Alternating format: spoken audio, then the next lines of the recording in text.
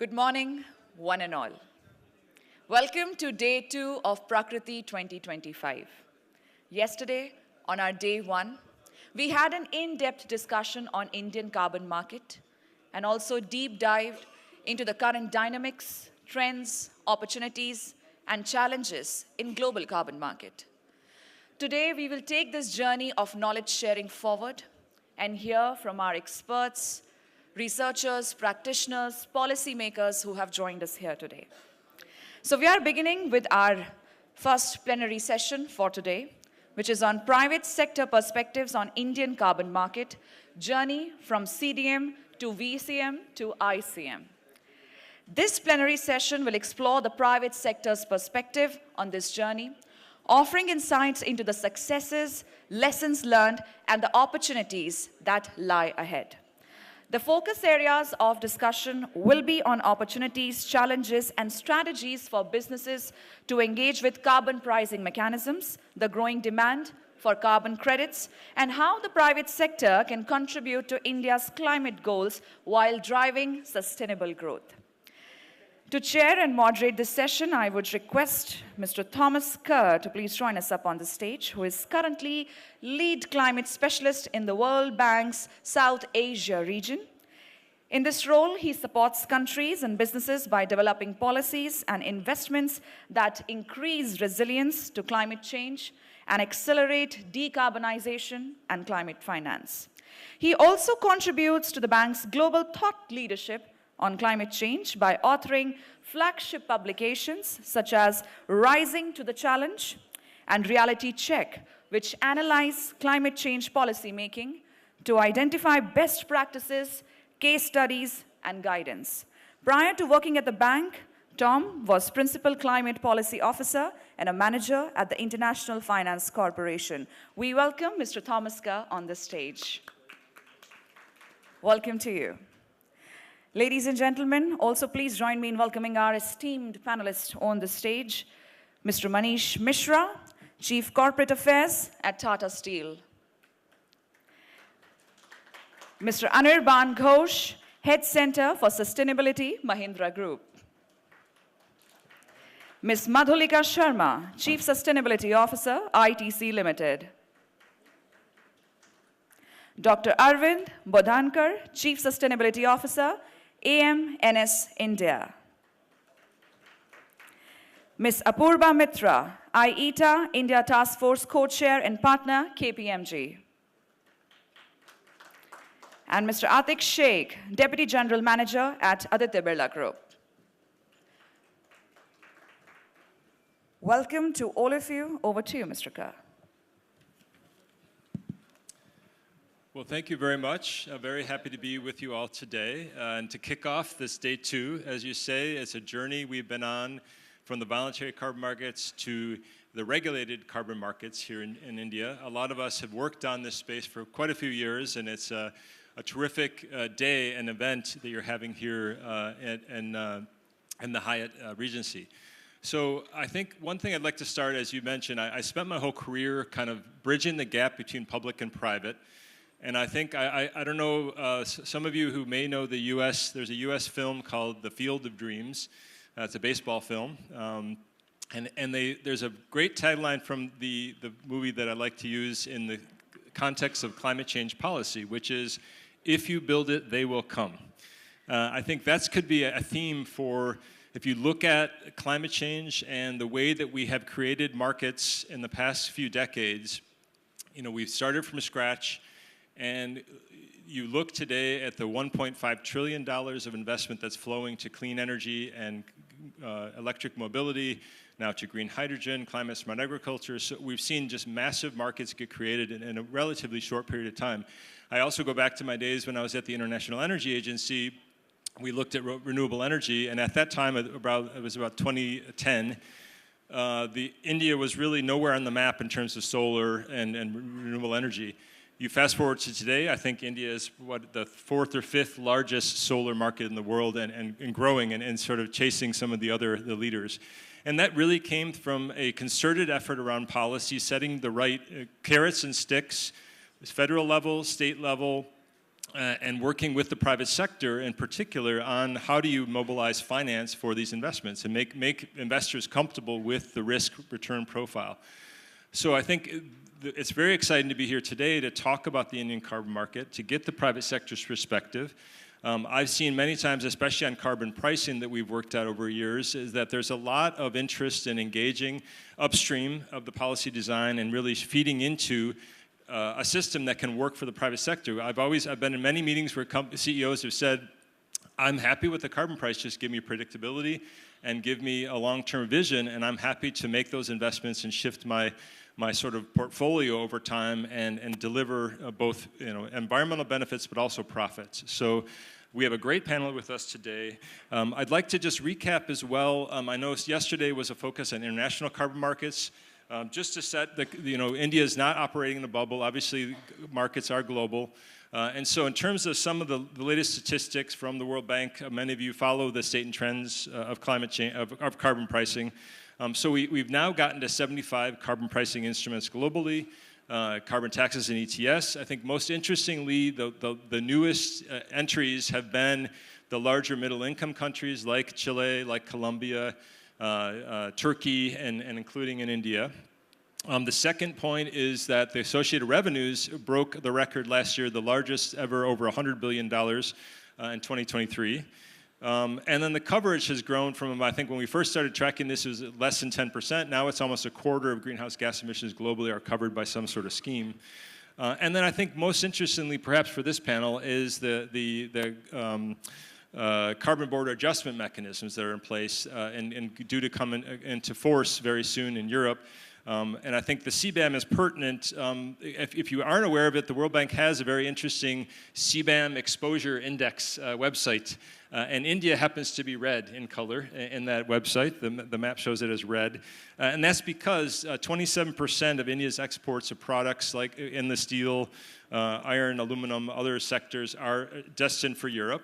And I think it's about $8.2 billion of exports. And they have higher emissions intensity than what they're replacing in Europe, so they are going to be affected by this. And so to prepare for India's CBAM and to get ready for India's carbon markets, we have a great panel with us today that have been planning for this for quite a while. They've been setting targets. They've been doing sort of net zero plans. They've been looking at stress testing their portfolios. I know some of those have been working on internal carbon pricing and sort of helping to drive their own internal investment decisions. And so there's a lot already that they can teach the regulators. They have experiences that they can share about what's worked and what hasn't worked. And so I think they're keen to really engage with the government and get into the next steps of how do you design a system that can make their investment decisions efficient and really drive the lowest cost and ultimately that environmental outcome we want to see through the Indian carbon market. And so what I'd like to start is really, some of the framing questions we're going to discuss during this panel are how can businesses effectively engage with evolving carbon markets while managing risks? I think secondly, as I said, what role can the private sector play in driving innovation? There's a lot of technological innovations as well. We'd love to hear about that. And then how can collaboration, sort of working across the aisle, public and private, really drive change and really effective policy implementation? And so for our first intervention, I want to turn to Mr. Manish Mishra, the Chief Corporate Affairs at Tata Steel. So Manish, I know Tata Steel has been a leader in sustainability initiatives, and just give us a snapshot of how your company is approaching trying to integrate carbon pricing into your operations, and have you faced any challenges in that regard? Thank you for the question. Just before answering to your question, to give a context of Indian steel industry and Tata Steel in particular. So Indian steel industry has been growing at a rate of 7 to 8% over the last 10 years or so, and has already stood second next to China, and we will add another 100 million tons in next 8 to 10 years because of the growing demand and lifestyle aspirations. So in that context, we have a twin set of challenge. One is, of course, to produce more and more steel, unlike other geographies where steel capacities are either stagnating or sort of just maintaining the infra and other things, India will add a lot of capacity. So you need a lot of investment in that. And most of it is going to come from private sector. That's the one. On the second side, steel industry, as you know, is hard to abate. Most of the, because there is no commercially viable technology available which can significantly reduce your emission levels. So out of all the levers, including technology, carbon pricing and carbon market can play a significant role in terms of its sort of incentive, supply-demand situation. Just to give you a context that coming to Tata Steel, like we have 3 major production facilities in India, quite significant ones. Now, emission intensity for these plants are different. However, the steel that we sell is same at same price for all these 3 plants. So evidently, it is very clear that there has to be an incentive for decarbonization, and that we have seen over a period of time that how PAT has helped reducing the energy efficiency, because energy is also a cost to all the process-based industries. Now, the question arises that when we design CCTS, which is about to be unveiled for some time from now, how the supply-demand situation will fan out, how the compliance would be enforced, how the pricing will be there so that it is adequate enough to incentivize people for going or switching technologies. At the same time, it should not create unnecessary inflationary pressure in the growing economy. So as of now, there are more questions than answers. We are engaging with BE and other regulators here, including our parent ministry. Since Tata Steel has also a presence in Europe, so we saw that this carbon pricing or carbon trading would come sometime or the other. So the company started with shadow carbon pricing long time ago. And that obviously gives the management a decision point out of all the metrics that this is one important one which we need to look at. And that has helped us prepare in terms of, I would say, CCTS, which is going to be rolled out. Thank you. No, thank you. So I was going to ask you that question. So being a global company and having facilities in countries without markets and then countries like in Europe that have markets, you were able to benefit perhaps by the lessons learned from your counterparts in Europe. And did you say that, was it a global sort of shadow carbon price you were using, or was it sort of a country-specific one that you were using? So in Europe, they already has EU ETS allowances, and if you consume the allowances, then you have to buy. So there is already a carbon price which is there. Taking a learning from there, we started putting carbon price for our Indian projects, because there was no carbon price as such, but that will give you an indication as to where you land. Very important, especially for steel, because when the investments you make is going to be there for next 30, 40, 50 years. Mm-hmm. So the choices that you make today will be sort of tested over a period of time. So that learning helped, and so I would say in Europe there was already there, and in India whenever we are going for something, knowing just to give you another perspective, we are using a lot of scrap charging in our furnaces.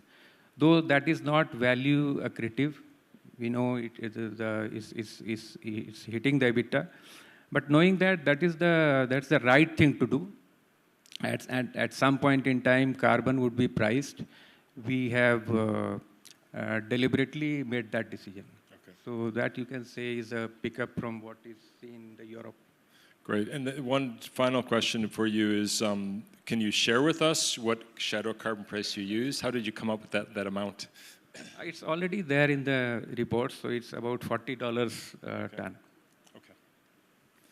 Great. Well, thank you very much for that. We'll have a round, I think. I should have explained to the panelists. We'll do a round, and then we'll come back to you, I think, with a final question. So now I'd like to turn to Anirban Ghosh, who is the head of the Center for Sustainability at Mahindra and has played a lot of roles in this space for many years. So Anirban, I think you kind of probably have a wide perspective you could provide, both on sort of the corporate planning for future carbon pricing, but also I think maybe participating in offsets and sort of using innovation and technology. So would love to hear what you're working on and what you might offer.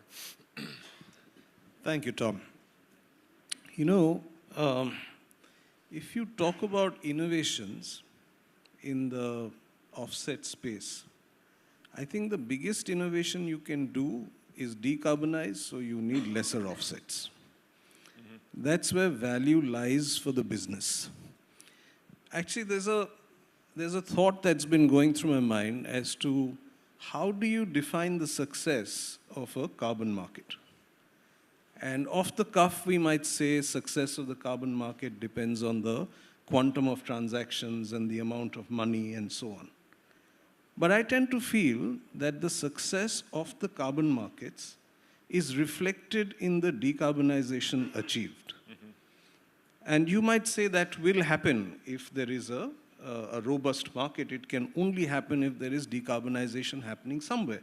True, but if you bring it down to the firm level, then it is important to see, and this is the big worry many people have, that a lot of people will invest in offsets and not do real decarbonization. That is not good for anybody, not good for the company, not good for the planet, not good for anybody. So the real innovation lies in decarbonization. Now, if you take a step forward and say, hey, there is an offset market, there is an offset possibility, and it will be necessary because none of us will get to net zero without that. What kind of innovations can you possibly do in the offset market? It's there, the perspective we have is as long as the path to offsets is kosher, that is, you're actually doing decarbonization, there should be zero intervention on what you are doing to get to net zero. One big conversation today is about how you are doing offsets and is that good or bad. Question is, if you are being able to decarbonize through the method, whether it be nature-based solutions or anything, and it is achieving the required goals, then you shouldn't be pushed to adopting a certain methodology or a certain process, because then we are losing the plot. Then we are not talking about the solution, we are talking about the means to the solution and trying to say things like my way or the highway. That doesn't work. Right. So innovation in figuring out ways to decarbonize any interesting new technologies is something that we are happy to look at. While we were not such a big part of the CDM mechanism, our businesses earned credits through renewable energy when it was possible. And I'm happy to tell you that we probably still have our renewable energy business because it was, in its early days, it was possible to earn credits. And when financiers came and asked, you're not scaling this, why are you in this? We said, no, in the long term, makes sense because renewable energy will grow. And in the short term, we're able to monetize the decarbonization through credits. You could say this was a process innovation of that time. And so looking at these various ways of first innovating to decarbonize, second, innovating on ways in which you can offset. And I know there is a list that is provided, which was there during CDM, which is coming in during CCTS as well. And as long as we can keep innovating on that list and figuring out newer and better ways to do things in a process that is much cleaner, we'll be in a better space, both from a firm's perspective and from the perspective of the planet. Some initial thoughts for you. Thank you. Thanks for that. Would you be able to share with us sort of some exciting new innovative offset project types you're looking at right now? So, Tom, I don't think I have a great answer for that. Partly because our biggest offset project was although we really haven't converted it into credits and claimed credit for it yet, was our Haryali program where we've done some 25 million trees. And this is well, I suppose you could call it a social agroforestry project as well, because what we did was fruit trees in the coffee plantations of tribal farmers. Okay. So additional income through fruits, but most importantly, the presence of the fruit trees improved the quality of the coffee and increased the price. And now we have the prospect of having affluent tribal coffee farmers in Andhra Pradesh. And the first credits actually were used in the EU ETS by Danone, because at that time, some 25 years ago, India had little or no use for carbon credits. Yeah. And I think we gave it to them for free, which was not a wise thing to do. And we haven't given things off for free anymore. But that has been our most effective project. I know mangroves work very well. Renewable energy you could sell credits from. I understand by and by that will go away. So actually that's a space, and you have a question coming up on public-private partnership. Yeah? So that's a space where it would be very interesting if we identify what would be kosher in terms of doing offsets. And I do hope we don't end up going the technological way like direct air capture in a very big scale, because that doesn't add value to anybody. I know it solves the problem to a certain extent, but it doesn't add value to anybody. So we should do that if we have to. But first we must explore every possible way of decarbonizing and carbon sequestration, which makes sense either to the farm or the community. Yeah, thank you, Anirban. I mean, it just strikes me, I remember there was an op-ed once many years ago about why should we pursue climate change. It was cleaner air, jobs for communities, reduced traffic congestion. The list goes on. There's so many multiple benefits. It's not, just removing CO2 is the ultimate goal, but a lot of these projects have these multiple benefits that other investors are really interested in as well. So absolutely. So thanks for that. That's great. So let me move on to our next intervener. So it's Madhulika Sharma, the Chief Sustainability Officer at ITC Limited. So Madhulika, I guess I'm curious about, given India has, set pretty aggressive targets under the Paris Agreement, NDCs, give us an insight into your sort of planning, your war room, if you will. Like you're looking at, okay, India's set these targets, we're operating in this market. How do these targets that India is setting influence your internal strategy and planning in terms of, as a company, in terms of sustainability and sort of your overall carbon footprint? Thanks. See, I represent the FMCG sector. So ITC is a conglomerate, but has got different divisions. But legally, it's one entity. So when it happens in terms of reporting, it happens for all the divisions together. But largely, we have a FMCG footprint. Our papers division, it comes in between a very typical hard-to-abate and to a medium hard-to-abate kind of a sector. And it is also covered in the upcoming CCTS market. So in terms of our alignment with NDC, so we had taken this exercise after the Paris Agreement was signed, and we had created our S2.0 goals, which is called Sustainability 2.0 goals. And we had set ourselves a medium to, a short to medium term kind of a target of bringing down the energy consumption, also achieving a certain amount of renewable energy footprint. Very happy to say that we had a target of having 50% of the energy coming from renewable sources, and we have already achieved this target in the last financial year. And hopefully we should be able to sustain or even better it by 2030. So that's one alignment, because India also has a target of having the energy coming from a renewable source. And how we did it, how we went about it. And since we are in FMCG, so we have a footprint across India, and we have smaller plants, units nearer to the market, because that's how FMCG sector works. So our typically a plant consumption, because I'm sitting with people who have, say, steel sector, it will be some 1,000, 2,000 megawatt, and I was part of a steel sector, so I know. But it's typically, each of these units would be some 5 to 10 megawatts. 10 megawatt will be on the higher side of consumption, but spread across India. So we actually have been investing a lot in first thing is the doing a rooftop everywhere. The second was aggregating the demand within the state and then putting those aggregated, renewable energy plants. We have put all the money has gone from ITC itself. So these are all assets owned by us.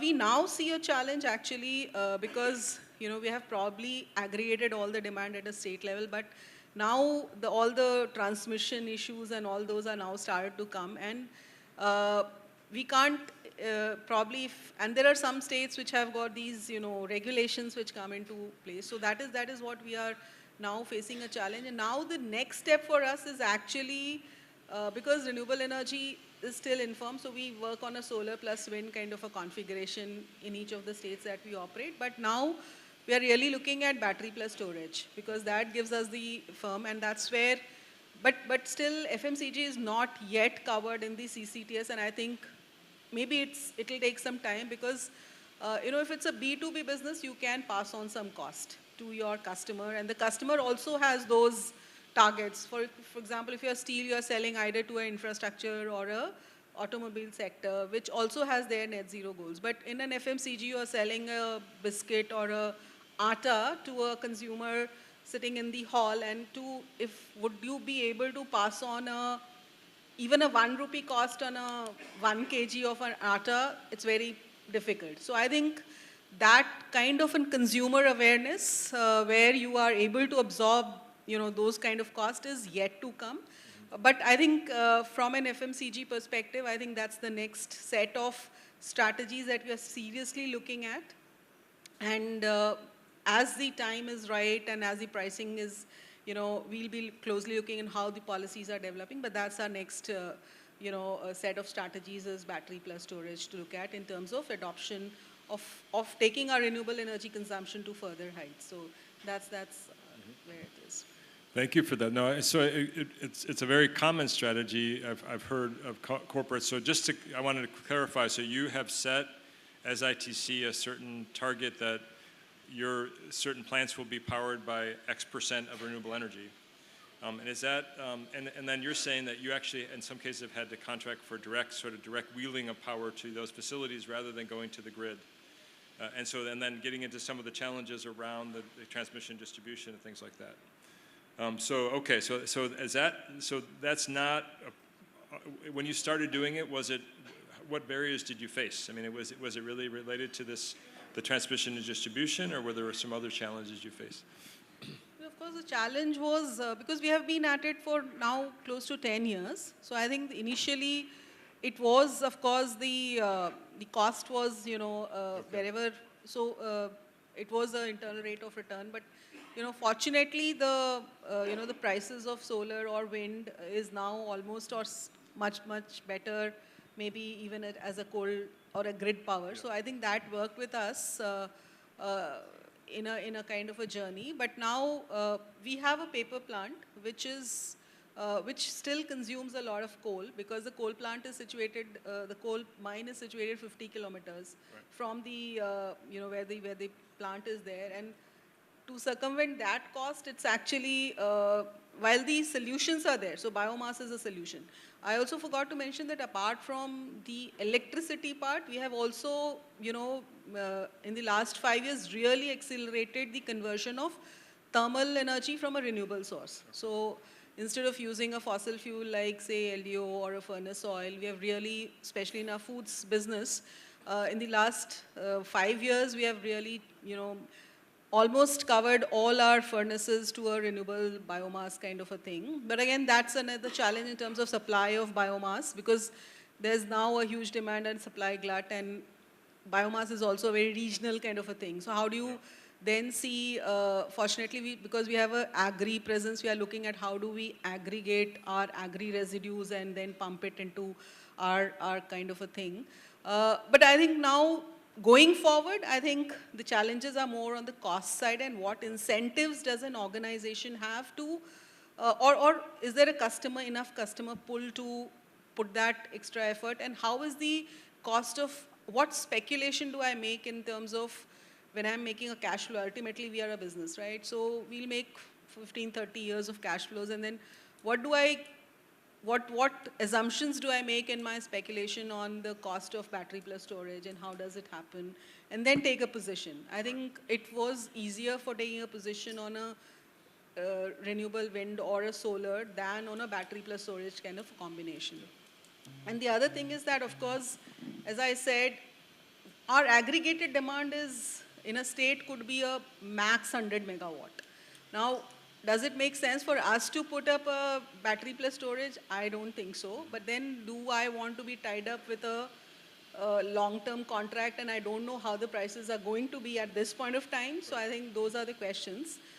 Probably in the second round, I can bring something on the offset because we do a lot of projects which will qualify for offset. For FMCG, actually, the bigger challenge is on scope 3, which probably none of the panelists here have.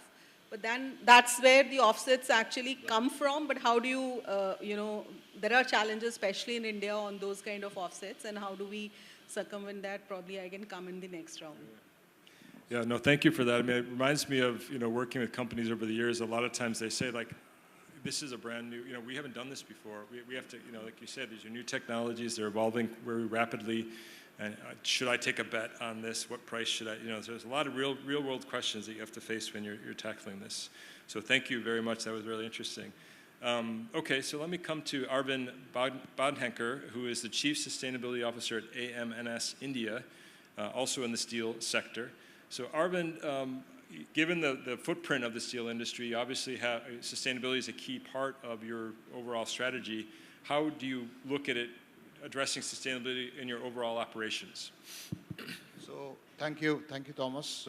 Thank you, Bureau of Energy Efficiency, for inviting me and sharing my thoughts, allowing me to share my thoughts. Those who don't know ArcelorMittal Nippon Steel, I would like to tell them that ArcelorMittal and Nippon Steel are world's two largest steel producer. They have joined hands together and started their operation in India 5 years back. Although we are 5 years back, but we had legacy assets from SR as well, which we had acquired. Coming to the question Thomas had asked, we are one of the lowest CO2 footprint as far as crude steel is concerned in India, the integrated steel plant, and I feel proud about it. The journey what we started is somewhere 5 years back, and I'm very happy to share that although it's 5 years back, but when we take the account of the last 15 years, last 10 years of work what we had done, we have been able to reduce about 35% of our CO2 footprint. We were somewhere around 3.3 and today we are less than 2.2 as far as crude steel is concerned. From here to 2030, another roadmap which we have developed, decarbonization roadmap, which will add 20% in fact. So overall, I guess that 15 to 30 will be about 50% less as compared to 2015. Our third phase is really hard to abate kind of phase. In the first phase, what we did is we did better capacity utilization, process optimization, and some low-hanging fruits that we plucked in the first phase.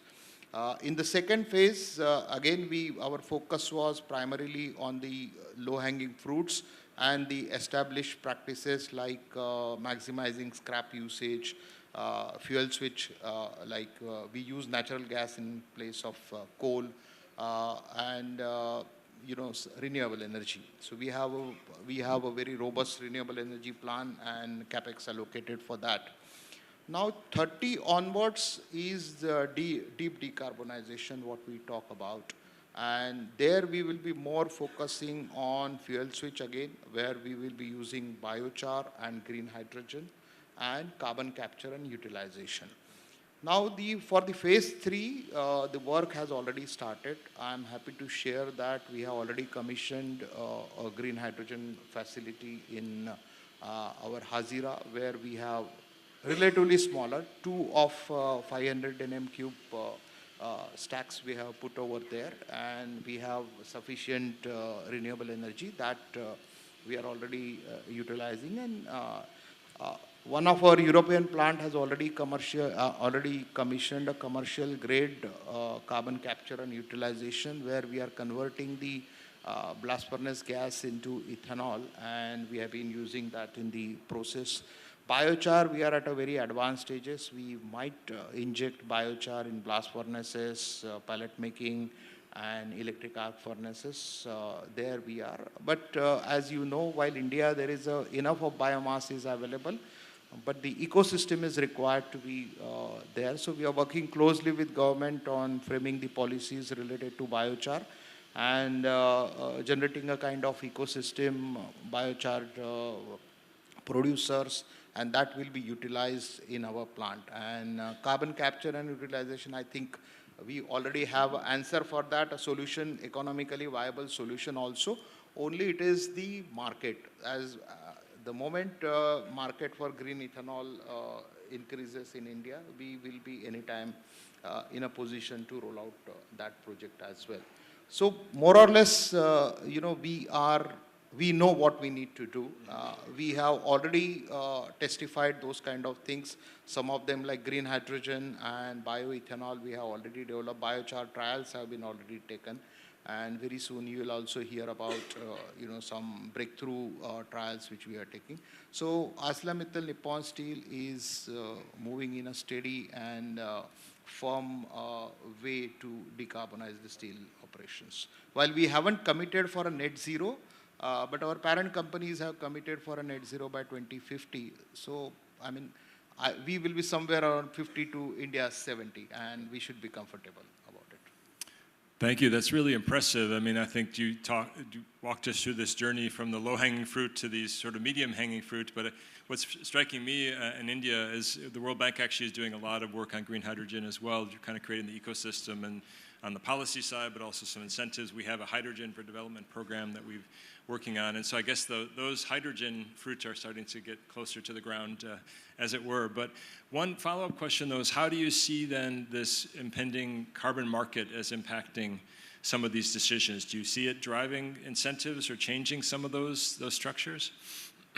Carbon market, it's a good thing to happen.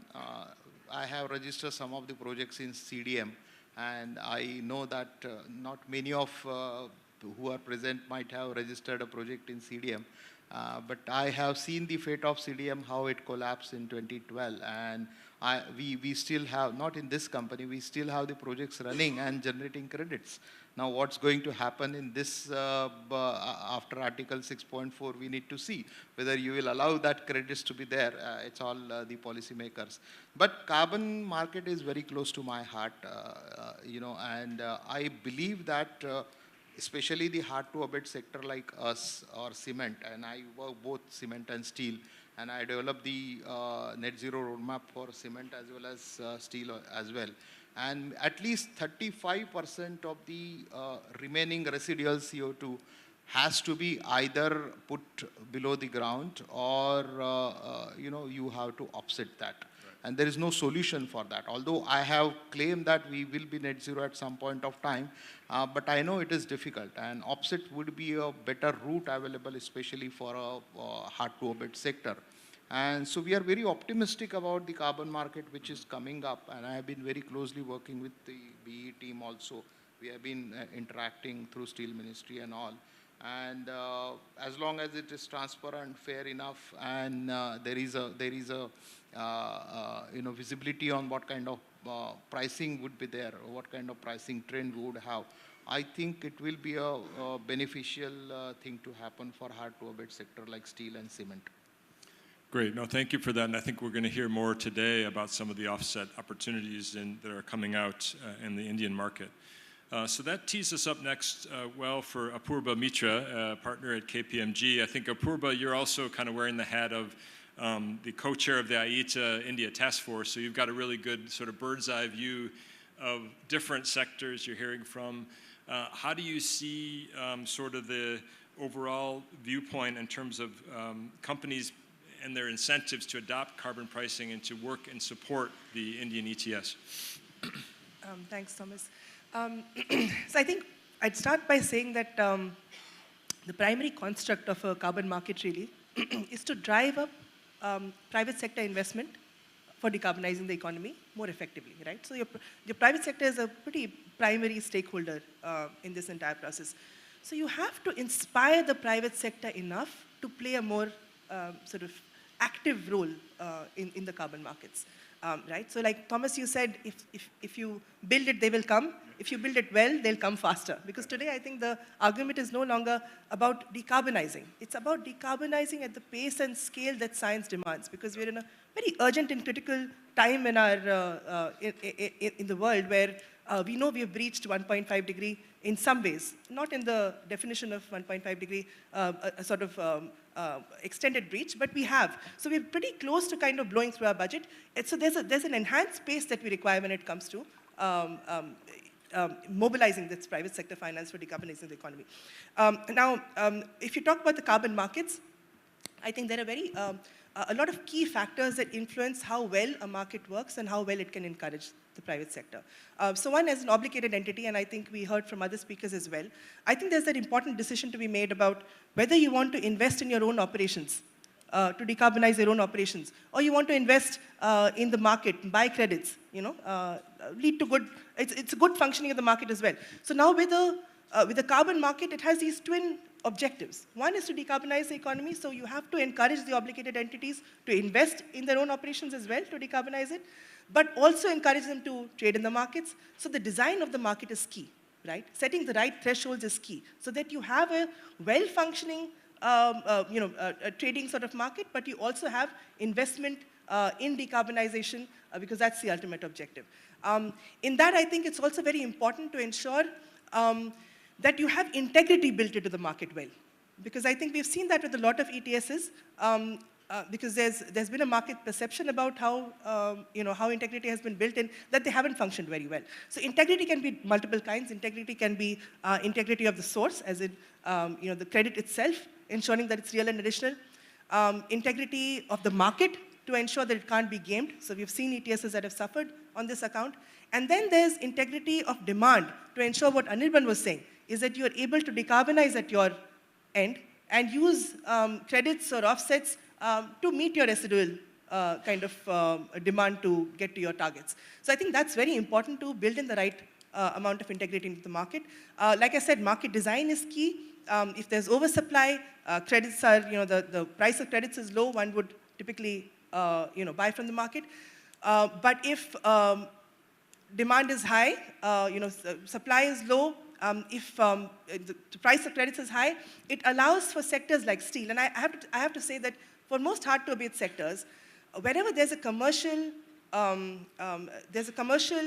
incentive to implement a technology, they've done it. So wherever waste heat recovery is possible, companies have done it. Those low-hanging fruits are done, right? So now you're looking at what is futuristic that is not commercially viable. How do you make it viable through the markets and through allied incentives? I think they both have to play a role. So for example, when Arvind spoke about the fact that you have CCOS, that will work if you have green ethanol becomes more lucrative for them. So the incentives have to align across the demand side to make it possible. So you're only able to invest in the market, given this regulation within your own operations, if the price of the credit itself deserves that kind of investment. So I think it's very important to draw that right balance, where the price of credits is such that it can actually drive investment, it can actually also promote healthy trade. So I think that is very important. It's also important from the perspective that we don't add to compliance burdens. Because you've seen, you talked about CDM. I'm also a sort of dinosaur in the carbon market space, and I've worked a lot on CDM in my early part of my career. There was a level of complexity in CDM that we had to all kind of learn through that entire process. Today, when there's a multiplicity of markets that are applicable on the same ecosystem, when it comes to Article 6, the Indian carbon markets, the voluntary carbon markets, there's a huge amount of complexity to be cut, right? So you have to enable greater understanding in the private sector, and this is something that we've understood through our conversations, is there's a lot of confusion today. Should we invest in, should we trade in the Article 6 markets? Should we, look at it from the regulatory perspective in terms of the Indian carbon markets, should we, because we're going for something today, should we go for the voluntary carbon markets? There's a whole lot of, there's a whole lot of strategic decisions to be made at a corporate level, which I think you have to enable it through greater understanding, through greater capacity building, and also provide the right long-term certainty. So a market has to be dynamic enough to evolve and become more efficient in the process, because you've seen all ETSs have failed in the initial few rounds. I think it's a process of learning and evolving. But at the same time, offer a minimum level of certainty to investors so that they have long-term certainty over somewhere they're investing. Like somebody talked about the fact that the CDM bubble burst and a lot of investments kind of went wary. So I think it's a combination of both that will inspire the private sector. Yeah. No, thank you. You touched on a few points that I want to stress. One is the complexity. I think you're right. It's a big challenge for companies. You're trying to, get your sort of head around exactly what it means for India, but then you have to bring in the voluntary market, the Article 6, and then it's a rapidly changing sort of thing. But the other point you made struck me. I referenced earlier this sort of CBAM tracker that we have, and how India's exports were seen as less carbon or more carbon intensive. But my understanding is you were saying that a lot of the Indian companies, like I know the cement fleet is one of the more efficient or greener one in the world. And so how do you see that, in terms of the CBAM, is that really a driver for change or for motivations within companies now, or is it still a little bit ways down the horizon? So I think it's mixed, because at the moment in the first phase, there are very few sectors that are getting impacted in a big way. So we don't export a lot of cement. The cement sector is not impacted in a big way. We are efficient there. You're completely right that some of the most efficient plants are based out of India. But for steel, and we have representatives here, CBAM, it's an important, I feel it's an important driver. I think there's a lot to be solved in terms of the supply chain, getting the right data, helping, because in the CBAM, there's a lot of the MSME market that's also involved. It's not just the primary steel makers, it's a component industry. It's the final sort of player that's interacting with the European market. And for all of these guys, there's still a lot of complexity to be solved. And I think which is why they've tried to also make the process simpler a little bit, because they've realized that there is this challenge when it comes to actually implementing or gathering the kind of right data through the value chain process for developing economies like ours.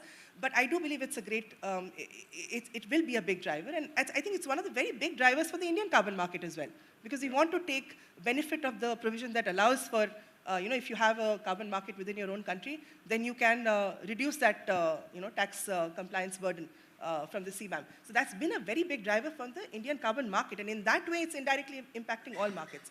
Yeah. And with the CBAM as well, it's going to be expanded over time. So is, the Indian carbon market, it's going to be widened and deepened. So it will reach every other sector in subsequent phases. Even with the CBAM, we know that it's going to eventually envelope the entire EU ETS, all the sectors that are covered. So it will impact a lot of the sectors that are now not covered, but will subsequently be covered. And I feel like in our interactions, we've seen that there's a lot of interest in understanding whether, and making the right strategic decisions about whether to invest within your own processes or to look at just paying the tax compliance burden.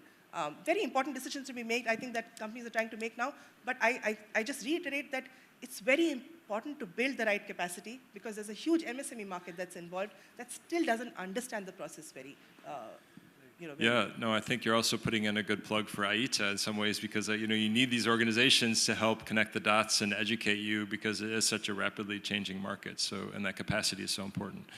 Okay, so the final panelist for the first intervention is Atik Sheikh, who is the Deputy General Manager at Aditya Birla Group. So Aditya Birla obviously is a conglomerate, has many different fingers in different pies, different sectors. So I'm curious, maybe from that perspective, how are you approaching carbon pricing? Are you doing internal carbon pricing? How are you preparing for the Indian carbon market across this conglomerate? Thank you. Thank you, Thomas, and thank you to B and Ministry of Power for inviting Aditya Birla Group to share their views. Now, if we talk about the Aditya Birla Group, I think we have operations across different geographies and across sectors, from cement, aluminium, chlor-alkali, etc. And we have been exposed to different carbon markets, say in Americas or Europe as well, and of course in India. Now, coming on Indian context from CCTS perspective, if we talk about, of the 9 sectors, Aditya Birla Group has operations in 5. And if we consider the number of obligated entities, as we call it, I think we will have more than 50 across these 5 sectors. Now, if we see the scale of operations like Ultratech Cement or Hindalco, etc., the emissions are extremely high, and the energy intensive process, and as some of the panelists highlighted, they fall into hard to abate sectors. Now, we started our preparations with respect to adoption of internal carbon pricing, I think a few years back in 2017-18, and where we adopted different carbon price for a business depending on where they are exposed to, and the range was around $10 to $33 for a different businesses there. Now, if we talk about the internal carbon pricing, I think it was mostly from a risk management perspective to evaluate what could be the impact on taxation, etc., and then how it can impact the business from a transition risk perspective. Now, more or less that internal carbon pricing which was there, now it has become a risk, or I would say it has become apparent, and we are seeing the impact on our operations as well. Now, if we talk about CCTS, I think the government is considering the targets in range of 20 to 25% up till 2030. And I think if we talk about the measures which we talk about broadly, the energy efficiency and the renewable energy measures will help achieve that target. And I think for some sectors, say for example, aluminium, though we talk about renewable energy, but it is not very easy to integrate also because you require a constant supply of power. And we have been trying, and like recently it was made an announcement also that 100 megawatt RE-RTC project will be putting for a smelter, which will be first of its kind in the world, and it will be based on pumped hydro storage. So we are doing some of the initiatives, but importantly we have to note that if we talk about these measures of energy efficiency or renewable energy, those are, I would say, low abatement cost measures where some energy efficiency will have negative cost, and renewable energy, maybe if it is RE-RTC, it will be upwards of $10 to $20 depending on how large is the storage volume. But if we see the rates which CCTS is expecting, considering the prices of energy saving certificates of $2,150 per e-cert and translating it to CO2 around $7 to $8 is what we are talking about. Now, till 2030, this carbon pricing would be, I would say, acceptable from perspective that, okay, we are talking about the targets of around 20 to 25% of emission intensity, and energy efficiency and renewable energy will have a similar pricing. But the real challenge will start emerging for us as we move from this energy transition to focus more on, I would say, thermal reduction, process emission reduction, where the cost of abatements are much higher. For example, recently we were evaluating for one of our sites the electric boiler to decarbonize the steam operations. Now, if we just compare the cost of coal and the electric boiler, the steam cost will almost, I would say, go by 4 or 5 times. So from that perspective, these measures may not get that sort of attractiveness considering the carbon price which we are expecting in the next few years. But I think as we move forward, the role of MSR, or I would say the floor price, for example, will become very important because it will ensure that, okay, if you are making an investment, then we will get that kind of returns. For example, a good part would be how we can link the floor price to the targets which we are determining. So maybe we can think of, say, floor price of $10 to $15 for this phase. But if we are increasing the targets where we are evaluating more technologies which are beyond, say, TRL7 and adopting that kind of technologies, then how we will be incorporating from those perspectives. So that will become a real challenge for us. And I think many of our sites, we are now focusing on, as the government is talking about the targets, how we can include them in our planning and budget exercise for the next few years. Okay, the government is talking about, say, X% of target, then we have to take X plus Y so that we are always trying to be on the positive side, or even if we are on the negative side, we will have a negative, very small impact from that perspective. So I think as CCTS is coming and where the government is trying to come up with a clarity on 2030, next few years, those are helping us to do a planning and budgeting and also identify the measures which we are implementing and helps us in the long-term planning as well. So I think that is where we are moving in terms of incorporating the latest developments, one, from a planning and budgeting exercise on what could be the targets that we can anticipate.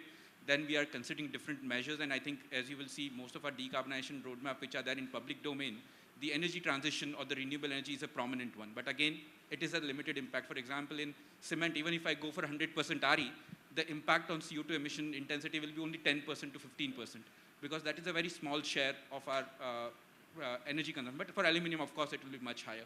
So we are doing such initiatives on that part. So this is on the compliance market. But at the same time, we are also seeing from an offset market perspective where we can also, I would say, bring synergies in different activities which we are doing. So recently, we did a climate risk assessment and we identified some of our sites are exposed to flood and storm-related activities. Now there, many of our sites are located in Gujarat coast. So there we are seeing, okay, if we do a mangrove plantation, there is a benefit that the flooding impact will go down, but at the same time, there could be an opportunity to generate the carbon credits. So what we are trying to do now is to identify the synergies where we can have a multiple benefits through the business, not only just from a carbon market or offset perspective, but also from different business like risk, how we can reduce the climate risk, which is already happening at many of our sites. So those kind of approach we are trying to adopt.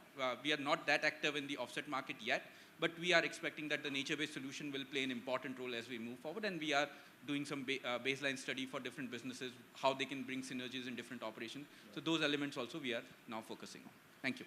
Thank you. That's really, really fascinating. I mean, I think, as you say, this journey from going just to look at renewables to then the hard to abate and the electric boilers, and then, I think stressing the point that I made earlier, which is businesses want that predictability, they want that floor, they need the market stability reserve and things like that.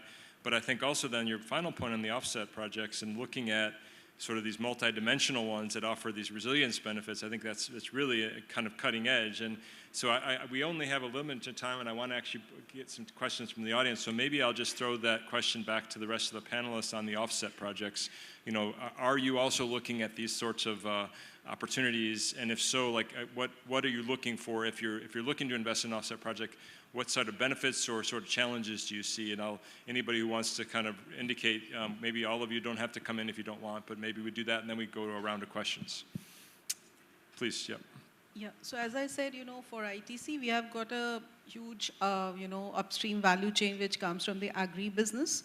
And here, we actually started working more from a climate resilience and a climate adaptation perspective, but of course, it also helps in our Scope 3 reduction. So a typical FMCG, unlike the hard-to-abate sector, 85 to 90% of your emission actually come from your value streams. So, for us, it's mostly in the upstream, in the agri, value chain. But we started working on climate-smart agriculture practices more from a climate resilience and a climate adaptation perspective, where we find that it also has a huge impact on the Scope 3 emission reduction.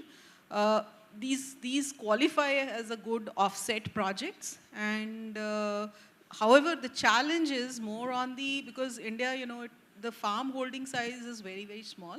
The challenge is on you have to follow the methodology, and there's a monitoring and measuring and monitoring process, which is very, very expensive and time-taking. And how do you facilitate that for such a large number of farmers with whom you are actually doing? So should you be focusing on doing things, or, and then how do you then get it registered? And there's a cyclicity, there's a, seasonality and all those things, but you're actually doing a ground level work, I think.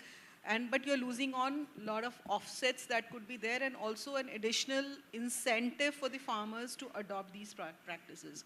So I think these are some of the questions that India needs to solve, and we are very happy that BE is also bringing non-obligated entities to the, the voluntary carbon market that is there eventually. So I think, but these are some of the challenges that need to be really talked about, see how it can be resolved, and then you'll actually see a lot of incentive from in the adoption of these things at a much faster pace. Yeah, thank you very much. So complexity and the sort of the transaction cost is an issue. So maybe I'll take Anirban, you can come in, and then I want to open up to questions from the floor. Go ahead, Anirban. Tom, to be successful in this space, I think one of the key levers is public-private partnership.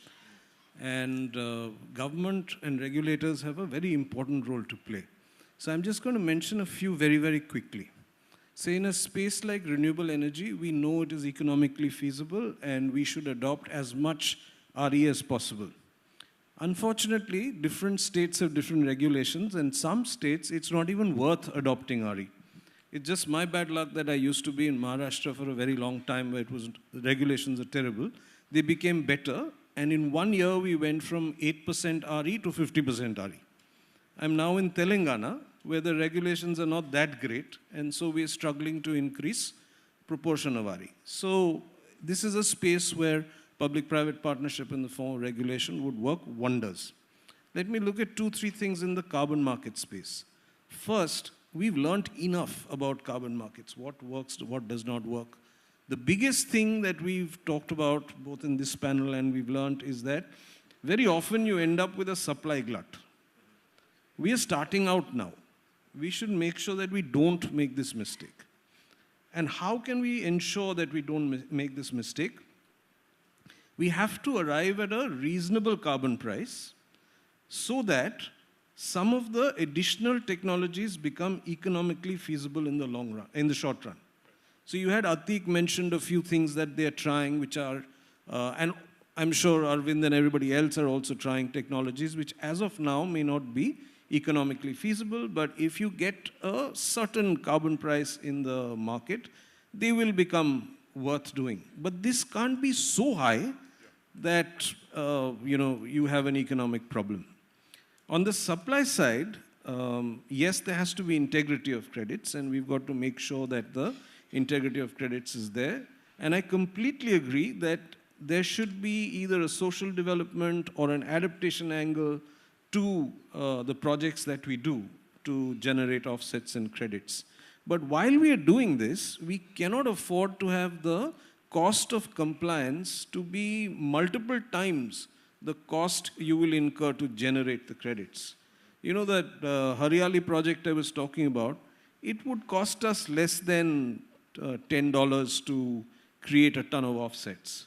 But if we wanted to get it certified, we would possibly spend way more than $10 to just have somebody come and tell us, yes, this is acceptable. That can be a big problem in building the offset market. No, thank you. Those are also very pertinent points. I think the enabling environment is needed, and I think this whole tension about the price being at the right level to drive change is always that tension we face. So I want to turn to the audience because we only have about 7 or 8 minutes left. I see a couple hands. I don't know if there's a roving mic.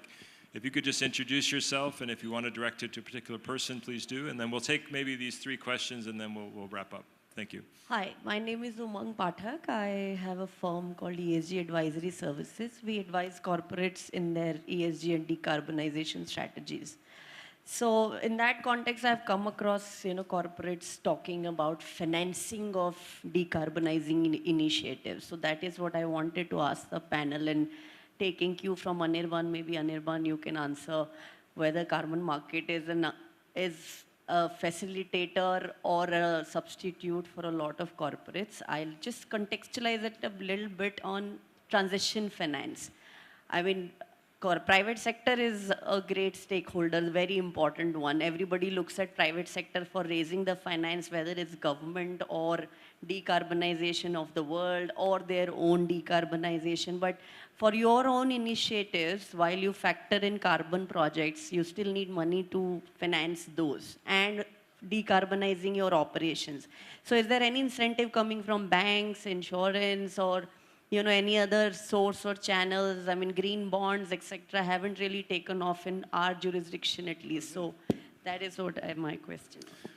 Great. Okay, so that's one question. Let me get the other 2, and then we'll wrap up. I think we only have time for there and then the back there. Yeah. Yes, Axel Michaelova from Perspectives. My question relates to the motto of this session, Journey from CDM. And of course, India is now the leader in terms of requests for transition from CDM to Article 6.4, and I see many CDM players sitting on the dais. So how do you see now the next steps? Which activities will actually be getting the green light for transition, and how do you want to use these transition credits within the context of the Indian carbon market? For me, it's a really completely open question. And then also with regard to the Article 6.4 prior consideration, which are the sectors that you are focusing on, and where do you see the buyers for the credits generated by your projects? Thank you. Great, and then finally there was one back there, I think. No, we can't. There was that woman back there, sir. Yeah, thank you. If you're okay. Hi, I'm Deepak Gupta from Merman Climate Finance. So my question is, about the decoupling that some of the developed countries have had between economic growth and the greenhouse gas emissions, like the European Union. Now, the easiest way to do that is to outsource the most polluted part of the value chain to countries like China and India. Now, your corporate leaders who are exporting, steel, cement, aluminum, etc. What are some of those initiatives that you have taken to shift the narrative from the receiving end of clever things like CBAM, particularly from the perspectives of the value chain, the MSMEs in India? Because if you don't represent them, then they're not going to be able to shift the narrative. They'll be always on the receiving end. So any initiatives taken to change the dialogue? Great. Okay, so we got 3 good questions. Let me start, and any panelists can offer, Sorry, I missed your name. So to answer your question, on financing part, we recently developed the net zero roadmap for steel industry. And by 2070, we would be producing around 20,000 million tons of steel in India. We are currently 93 kgs per capita. We want to be 250 kgs by that time. So that much of addition is going to happen. Now, to produce 1 million ton of steel, you require $1 billion, clearly. Now, from here, today we are somewhere around 127 to 130 billion ton of steel production, and we want to reach to a level where 500 million tons of steel will be produced. You can imagine, and then we calculated how much of finance will be required to make it a net zero. And we arrived at a number with a normal pace also, slightly above the business as usual. We would require about $1,200 billion to decarbonize completely the steel industry. Now this has all the sort of levers, right from low-hanging fruit to, carbon capture and very, very capital-intensive projects. So on an average, if you take $600 are required to be spent to decarbonize 1 ton of steel. Now my cost of selling of steel today is around $650 a ton. And if I had to spend $1,200 to decarbonize that, where I will land, that you should imagine.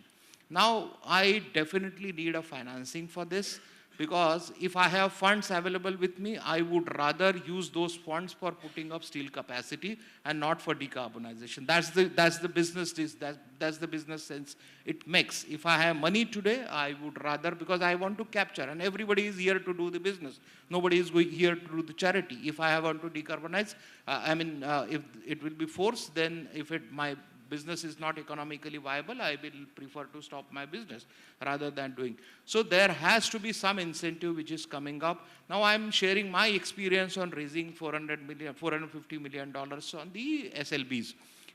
All these SLBs, SLLs and all, although they look really lucrative, but are they really giving any incentives or not? That needs to be seen, because the prices are more or less the same.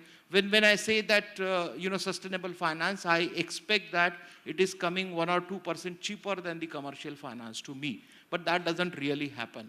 While they call it as a green finance, but pardon me for the word, but they are also doing a greenwashing, sort of greenwashing. They have some funds allocated. Are they really doing a risk-based financing? I would say no. They are not doing the risk-based financing as well. They want some sort of surety that the business has to become profitable, or it should generate some revenue after 5 years or 6 years. Maybe normal project would generate after 5 years or 6 years payback period. They might allow 2 more years than that. So that's the situation in India. So green financing has to be real green financing, and there is a money which is required to decarbonize, which I already told you. Same is the case with cement also, and same is the case with steel as well. Hope that answers your question.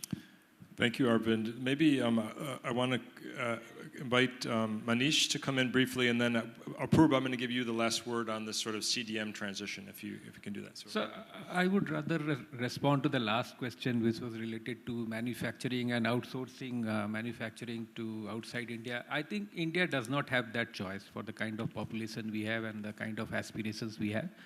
So therefore, you see the focus on manufacturing in India. You can't just import 100, 200 million tons of steel from outside. So that we have to fix our own price home.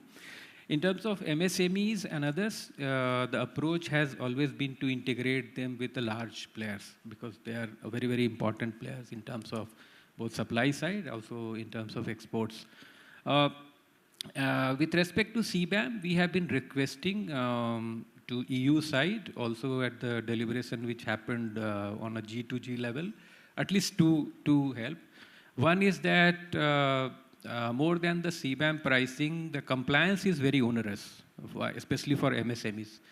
So request has been that why not allow BEE to be the verifier, because verification cost per se, if you hire a European entity, is very costly. For MSME is going to be cost prohibitive. That's one. Second, the offset or the carbon price or the carbon tax which is going to be levied has to be properly accounted, because in India we pay a lot of money in terms of levies, etc. That can be positioned properly so that there is a corresponding offset, and that will help greatly in terms of compliance to CBAM for all the MSMEs. So I think we have to work with them, and that option does not exist for India to outsource the production or manufacturing.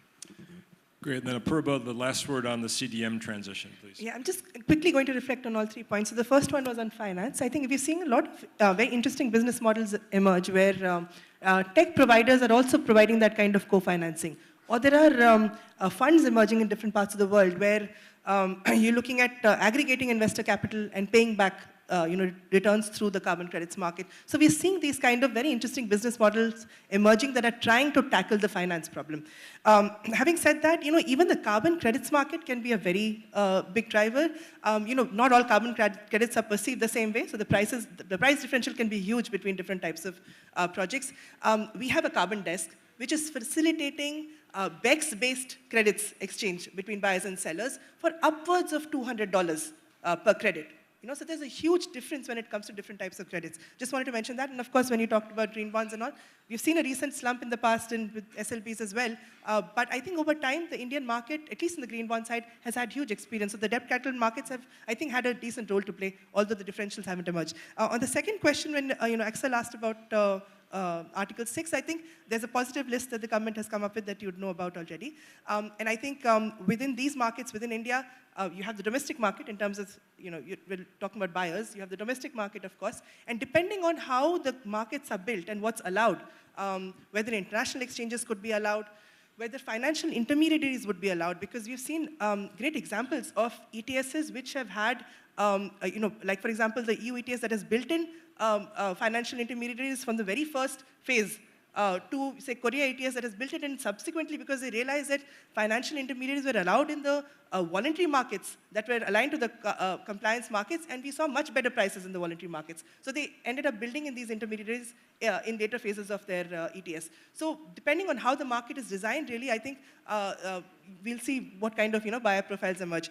On the third market, the third question on decoupling, I think it's a very important question. I used to be a modeler in past life, and for most of our modeling and forecasting studies, we realized that if the public exchequer has to pay for majority of the decarbonization or for adaptation, that has huge implications on any developing economy, especially in terms of GDP and jobs. So you have to be able to mobilize greater private sector investment to make decarbonization possible economically for countries like ours. So I think it's very important to keep that in mind. Thank you very much. So as usual, there's much more to say than we can say in the time. We're getting the flashing red here, so I'm being asked to wrap this up. Thank you very much to the panelists. Can I invite a round of applause to thank all the panelists? A really terrific discussion across sectors, and I learned a lot. I always come away from these thinking that there's so much more going on in India than I know, and so I really verified that, some really cutting-edge work, and I think there's a break now so you can further network and meet some of the folks on the panel. So thanks very much. मैं ये जानना चाह रहा था, मैं एक farmer हूँ और ग्राउंड रूट पे काम करने के लिए ये हमें समझ ही नहीं आ रहा है. मैं गवर्नमेंट ऑफ राजस्थान से 11 बार अवार्डेड ऑर्गेनिक और इनोवेटिव फार्मर हूँ और एक फार्मर्स एसोसिएशन चलाता हूँ. लेकिन ज़मीनी स्तर पे काम करने के लिए कहीं ये प्रोजेक्ट लाइबल है ही नहीं हम लोगों के लिए. अब तक हमारे एसोसिएशन ने 2.5 करोड़ से ज़्यादा पेड़ लगा के जीवित रखे हैं और 306 गोबर गैस प्लांट, बायोगैस प्लांट इसी साल हमने लगाए हैं जो 6 घन मीटर से लेकर के और 15 घन मीटर के हैं, लेकिन हम उनका कार्बन क्रेडिट ले ही नहीं पा रहे क्योंकि जहाँ पे भी जाते हैं प्रोजेक्ट डेवलपर्स के पास तो कॉस्ट इतनी हाई बताई जाती है कि हम उसको कर ही नहीं सकते। इस काम को हम कई गुना ज़्यादा बढ़ा सकते हैं किसानों के साथ में, लेकिन कॉस्ट हमारे पॉकेट से या हमारे अलाउ से बहुत ज़्यादा है। तो इसका कोई सॉल्यूशन है, कोई सिंगल विंडो हो जहां कम कॉस्ट में किया जा सके? आप जो सीबीजी बना रहे हैं वो हम इंजेक्ट करवा के लेंगे ग्रिड में और आपको इसकी प्राइस मिलेगी, आप चिंता मत करो उसके बारे में। और जो आपके नेचर बेस्ड सोल्यूशन से भी आप जो कर रहे हैं, राइस का बात कर रहे हैं या अल्टरनेट वेट एंड ड्राई, उसको भी कीमत आने वाली है। आप थोड़ा होल्ड करिए, वॉलंटरी मार्केट भी यहाँ आने वाला है। बट ऐसा है ना कि ट्राई करते रहना चाहिए अपने को, और हम भी ट्राई कर रहे हैं। हमारे लिए भी हाइड्रोजन वायबल नहीं है, फिर भी हमने किया। हमारे लिए भी इथेनॉल वायबल नहीं है, हमने किया। बट आप जो कर रहे हैं वो आप करते रहिए। मैं आपसे ऑफलाइन भी डिस्कस करूंगा इसके बारे में। And there is going to be a good business for going to be there for you. आपके बारे में भाई साहब, देर है अंधेर नहीं। ये कॉन्फ्रेंस जो है ये बहुत बड़ी स्टेप है जो आप चाह रहे हैं उस तरफ जाने के लिए। फायदा मिलेगा आगे जाके। Thank you sir.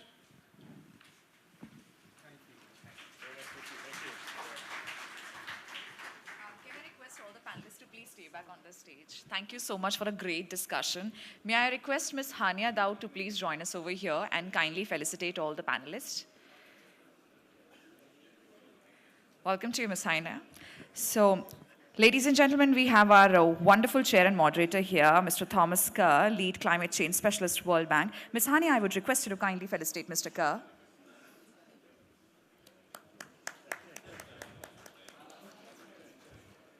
Thank you, sir, for a great moderation.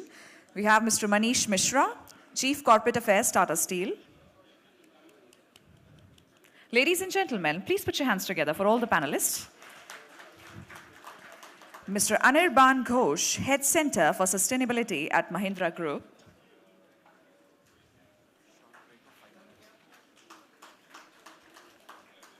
Ms. Madhulika Sharma, Chief Sustainability Officer, ITC Limited.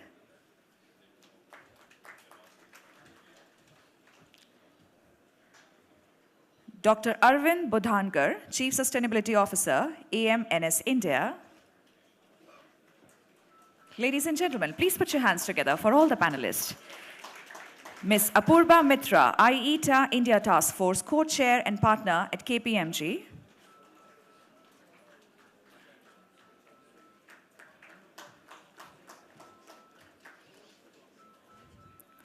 And Mr. Atik Sheikh, Deputy General Manager at Aditya Birla Group. One more time, thank you to all the panelists for that really interactive discussion. May I request all of you to please come together for a group photo opportunity. And on that note, ladies and gentlemen, we're going to take a very short break for next 5 minutes. Please be back on time as we have a very exciting session lined up after that. So a short break for the next 5 minutes. Thank you, everybody. And a big thank to all the panelists. We'll resume at 11:20. Thank you.